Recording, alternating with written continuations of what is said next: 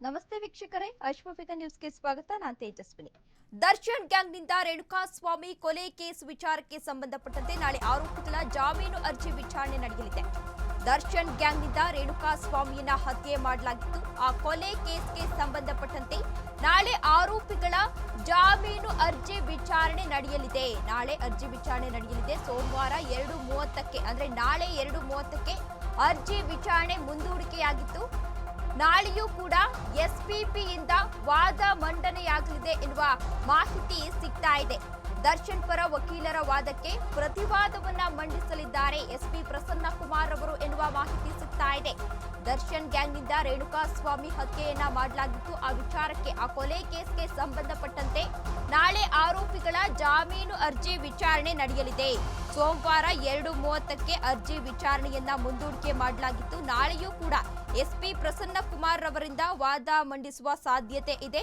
ದರ್ಶನ್ ಪರ ವಕೀಲರ ವಾದಕ್ಕೆ ಪ್ರತಿವಾದವನ್ನ ಎಸ್ಪಿಪಿ ಅವರು ವಾದವನ್ನ ಮಂಡಿಸಲಿದ್ದಾರೆ. ಸಿವಿ ನಾಗೇಶ್ ರವರ ವಿರುದ್ಧ ಎಸ್ಪಿಪಿ ಅವರು ವಾದವನ್ನ ಮಂಡಿಸಲಿದ್ದಾರೆ ಎನ್ನುವ ಮಾಹಿತಿ ಸಿಗ್ತಾ ಇದೆ.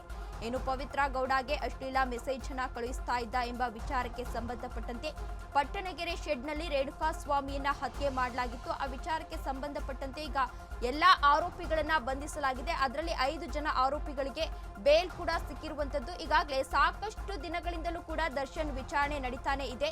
ಇನ್ನು ಒಂದು ದರ್ಶನ್ಗೆ ಬೆನ್ನು ನೋವು ಇದೆ ಎಂಬ ಒಂದು ನೆಪವನ್ನ ಇಟ್ಕೊಂಡು 6 ವಾರಗಳ ಕಾಲ ಜಾಮೀನು ಮಂಜೂರನ್ನ ಕೂಡ ಈಗಾಗಲೇ ಮಾಡಲಾಗಿದೆ. ಅದೇ ವಿಚಾರಕ್ಕೆ ಸಂಬಂಧಪಟ್ಟಂತೆ ಮೊನ್ನೆಯಷ್ಟೇ ಅರ್ಜಿ ವಿಚಾರಣೆ ಕೂಡ ನಡೆದಿತ್ತು. ಎಸ್ಪಿಪಿ ಅವರು ವಾದವನ್ನ ಕೂಡ ಮಂಡಿಸಿದ್ರು. ದರ್ಶನ್ಗೆ ಯಾವುದೇ ರೀತಿ ಬೆನ್ನೋವು ಇಲ್ಲ, ಯಾವುದೇ ರೀತಿ ಕಾಯಿಲೆ ಇಲ್ಲ, ₹3 ಟ್ಯಾಬ್ಲೆಟ್ ಕೊಟ್ರೆ ಸಾಕು ಅವರಿಗೆ ಹುಷಾರಾಗುತ್ತೆ. ಆದ್ರೂ ಕೂಡ ಚಿಕಿತ್ಸೆಯನ್ನ ಪಡೆದುಕೊಳ್ತಾ ಇದ್ದಾರೆ, ಕಳ್ಳಾಟವನ್ನ ಆಡ್ತಾ ಇದ್ದಾರೆ, ಜೈಲಿಗೆ ಬರಲು ಹಿಂದೇಟನ್ನ ಆಗ್ತಾ ಇದ್ದಾರೆ ಎಂದು ಎಸ್ಪಿಪಿ ಅವರು ಈಗಾಗಲೇ ವಾದವನ್ನ ಮಂಡಿಸಿದ್ರು. ಈಗಾಗಲೇ ಮಧ್ಯಂತರ ಬೇಲ್ನಲ್ಲಿರುವ ನಟ ದರ್ಶನ್ ಇದೀಗ ಮಧ್ಯಂತರ ಬೇಲ್ನಲ್ಲಿ ಇದ್ದಾರೆ. ಖಾಸಗಿ ಆಸ್ಪತ್ರೆಯಲ್ಲಿ ಚಿಕಿತ್ಸೆಯನ್ನ ಪಡಿತಾ ಇದ್ದಾರೆ ದರ್ಶನ್ ಎನ್ನುವ ಮಾಹಿತಿ ಸಿಗ್ತಾ ಇದೆ. ಚಿಕಿತ್ಸೆ ನೆಪವೊಡ್ಡಿ ಮಧ್ಯಂತರ ಬೇಲ್ನಲ್ಲಿದ್ದಾರೆ. ನಟ ದರ್ಶನ್ ರವರು ಮಧ್ಯಂತರ ಬೇಲ್ನಲ್ಲಿದ್ದಾರೆ. ಡಿಸೆಂಬರ್ 11ಕ್ಕೆ ಮಧ್ಯಂತರ ಜಾಮೀನು ಅವಧಿ ಮುಕ್ತಾಯವಾಗಲಿದೆ. ಈಗಾಗಲೇ 5 ವಾರಗಳು ಆಗಿ 6ನೇ ವಾರಕ್ಕೆ ಬಂದಿದೆ.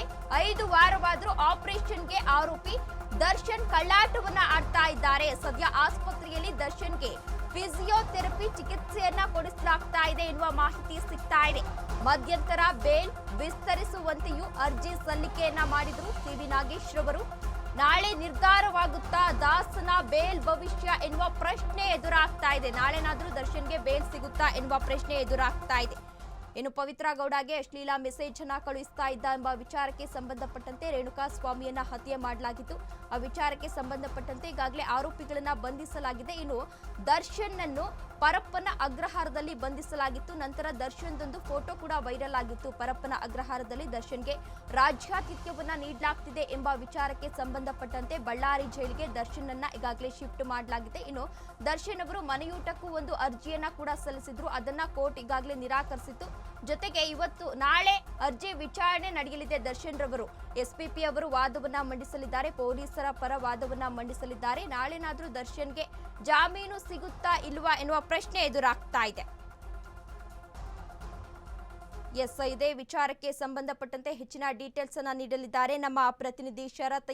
ಶರತ್, ಇದೀಗ ದರ್ಶನ್ ರವರ ಜಾಮೀನು ಅರ್ಜಿ ವಿಚಾರಣೆ ನಾಳೆ ನಡೆಯಲಿದೆ. ಈ ಕುರಿತು ಏನೆಲ್ಲ ಅಪ್ಡೇಟ್ಸ್ ಇದೆ ಶರತ್?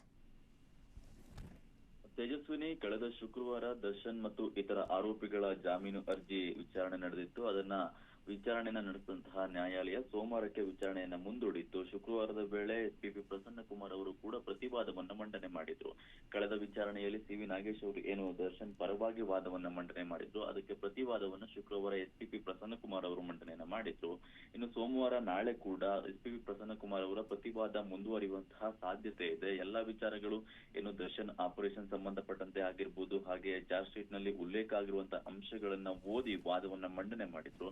ಅದೇ ರೀತಿಯಾಗಿ ಪ್ರತಿವಾದವನ್ನ ಮುಂದುವರಿಸುವಂತಹ ಸಾಧ್ಯತೆ ಕೂಡ ಇದೆ. ಇನ್ನೊಂದೆಡೆಗೆ ದರ್ಶನ್ನ ಮಧ್ಯಂತರ ಜಾಮೀನು ಈಗಾಗಲೇ ಏನು 6 ವಾರಗಳ ಕಾಲ ಮುಗಿಯುವ ಹಂತದಲ್ಲಿದೆ. ಅದಕ್ಕೆ ಮಧ್ಯಂತರ ಜಾಮೀನನ್ನ ಮುಂದುವರಿಸಬೇಕು ಅನ್ನುವಂತ ಒಂದು ಅರ್ಜಿಯನ್ನು ಕೂಡ ಸಿ.ವಿ. ನಾಗೇಶ್ವರ ಸಲ್ಲಿಕೆಯನ್ನು ಮಾಡಿರುವಂತದ್ದು. ಆದ್ರೆ ದರ್ಶನ್ ಅವರು ಅಕ್ಟೋಬರ್ 30ನೇ ತಾರೀಕು ಏನು ಮಧ್ಯಂತರ ಜಾಮೀನನ್ನ ಪಡೆದುಕೊಂಡ್ರು. ಆದ್ರೆ ಅದಾದ ನಂತರ ಯಾವುದೇ ರೀತಿಯಿಂದಲೂ ಕೂಡ ಅವರಿಗೆ ಆಪರೇಷನ್ ಆಗಿಲ್ಲ. ಆಪರೇಷನ್ ಆಗ್ಬೇಕು, ಆಪರೇಷನ್ ಅವಶ್ಯಕತೆ ಇದೆ ಅನ್ನುವಂತ ಒಂದು ವಿಚಾರವನ್ನ ಮುಂದಿಟ್ಟು ಮಧ್ಯಂತರ ಜಾಮೀನನ್ನ ಪಡೆದುಕೊಂಡಿದ್ರು. ಆದ್ರೆ 6 ವಾರಗಳು ಮುಗಿತಾ ಬಂದ್ರು ಕೂಡ ಇದುವರೆಗೆ ಯಾವುದೇ ರೀತಿಯಾದಂತಹ ಆಪರೇಷನ್ ನಟ ದರ್ಶನ್ಗೆ ಆಗಿಲ್ಲ. BGS ಆಸ್ಪತ್ರೆಯಲ್ಲಿ ಫಿಸಿಯೋಥೆರಪಿ ಚಿಕಿತ್ಸೆಯನ್ನು ಕೂಡ ಮುಂದುವರಿಸ್ತಾ ಇರುವಂತದ್ದು.